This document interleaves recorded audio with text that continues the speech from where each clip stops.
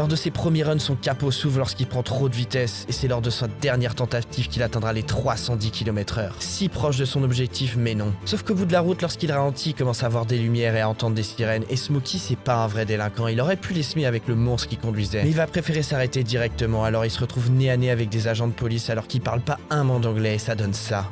Do you think this is a playground? No, I understand now. No, I'm sure you don't. Il finira en prison dans un poste anglais à se dire que là il est vraiment allé trop loin et que ça va être compliqué de s'en sortir indemne. Et pourtant il passera seulement 48 heures au commissariat et copera d'une amende de 185 livres, plus ou moins 200 €. Et la raison est simple, l'infraction relevée était seulement de 180 km/h vu que les voitures de police anglaises ne dépassaient pas ce seuil. Mais il sera tout de même banni 10 ans du territoire anglais, sauf que son objectif est rempli, tous les journaux parlent de lui jusqu'au Japon. Lui et sa marque sont devenus célèbres et lorsqu'il rentre, Top Secret est la référence, les carnets de commandes sont pleins. Il a réussi, la légende de Smokey Nagata est née.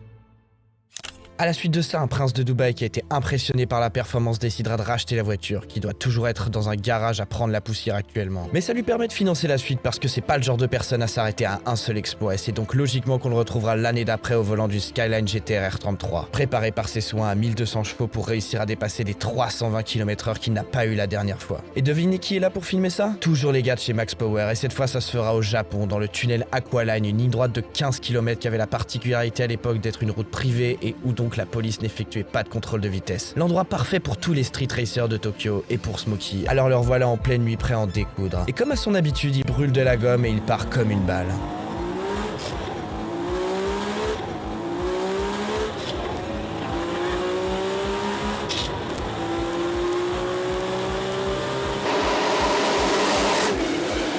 Pour vous donner une idée, les mecs dans la voiture qui l'ont filmé roulaient à 90. Ouais, ça va vite, hein. Et c'est normal parce qu'il vient de les dépasser à 328 km/h. Son objectif est donc atteint, mais ne t'inquiète pas, il n'a pas fini avec les records de vitesse. Mais la suite arrivera plus tard. Entre-temps, il continuera à travailler dans son shop, créant des voitures toujours plus folles pour ses clients qui se poussent à l'entrée. Et tu te rappelles, je t'ai dit qu'il avait toujours rêvé d'être pilote pro.